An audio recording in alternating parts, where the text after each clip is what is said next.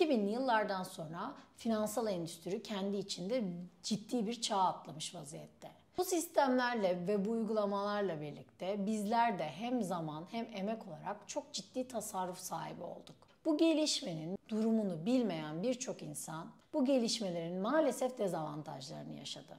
Bu nedenle de birçok danışanıma bilinçli planınızın içerisinde harcamak üzere koyduğunuz parayı elinize nakit olarak alın. Ve tüm harcamalarınızı, tüm isteğe bağlı harcamalarınızı bu nakitten karşılayın diyorum. Kredi kartındaki temel sorunlardan bir tanesi de iyimserliktir. Limitlerimiz o kadar yüksek ki biz bir harcamayı yaparken maalesef kredi kartları söz konusu olduğunda ödeme kabiliyetimiz ve girdiğimiz borcun büyüklüğü konusunda bazı şeyler yerini somut olarak oturmuyor.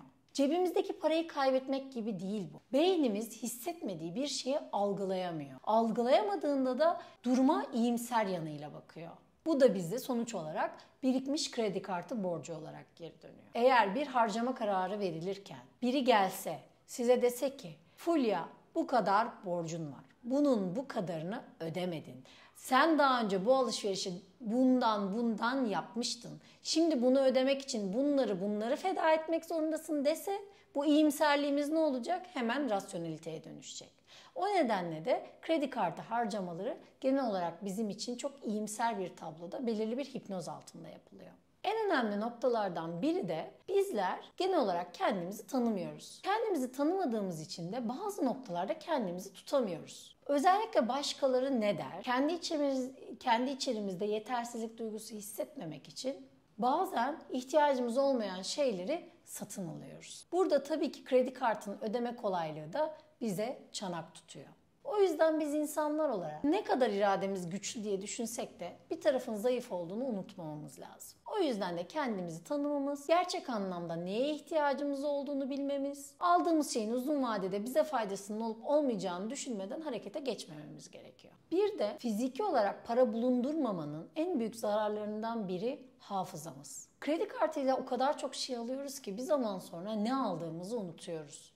Geçen aylardan kalan taksitleri unutuyoruz. Bu ayını ödememiz gerekiyordu unutuyoruz. Birçok ödememiz zaten otomatik ödemede. Otomatik olarak da beynimiz hiçbir harcama kalemini hafızasında tutması gerektiğini fark etmiyor. Zihin otomatik olarak bunları kayıt altına almadığı için de para kayıplarımızı çok daha hafife almaya başlıyoruz. Bundan sonraki amacım ve sizlere tavsiyem, lütfen hepiniz oturun, harcamalarınızı kontrol altına alın. Eğer kredi kartı sizi harcamaya teşvik ediyorsa bir süre kredi kartlarınızı kullanmayın. Elinizde nakiti hissedin. Nakit alımlara göre zaten belirli davranış kalıpları oluşturacaksınız. Bu kalıplar alışkanlıklara dönüştükten sonra tekrar kredi kartlarınızı kullanmaya başlayabilirsiniz.